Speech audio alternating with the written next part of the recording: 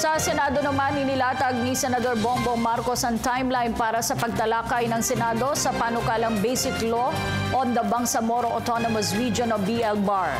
Ayon kay Marcos, posibleng umabot ng 6 na linggo ang interpelasyon at pag-amyenda sa ilang probisyon nito. Ang detalye sa ulat ni Jade Miguel.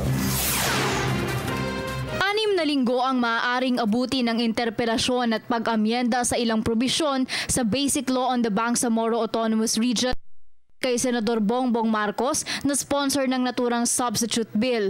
Ayon sa senador, kung magpapatuloy na 2 senador sa isang araw ang mag-i-interpellate, malamang ay abuti nito ng 3 linggo at panibagong 3 linggo naman para sa amendments. Pagkatapos nito, magkakaroon na ng bicameral committee conference kung saan pag-uusapan ng Senado at Kamara kung ano ang nagtatalong probisyon ng 2 kapulungan at saka ito pagsasamahin sa isang bersyon. Samantala, isa naman sa mga patuloy daw na hihimayin ng Senado ay ang probisyon ng block grant na kukunin sa 4% ng National Internal Revenue. That is making the assumption na pare-pareho lang yung haba ng bawat isa. So we'll see. Hindi pa naman natitiyak because pagkaalam ko pinaghahandaan ng gusto ng minority yung interpolation, yung period of interpolation.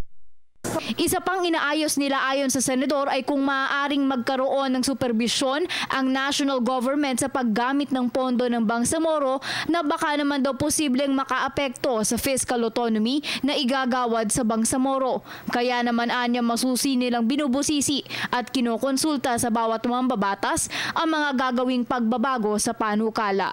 Amendments in the decommissioning process, we will introduce amendments in the calculation of the block grant. We will introduce amendments.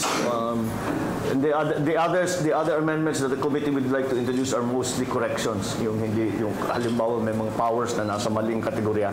So we will just have to fix those typographical errors. Para sa Telebisyon ng Bayan, Jade Miguel.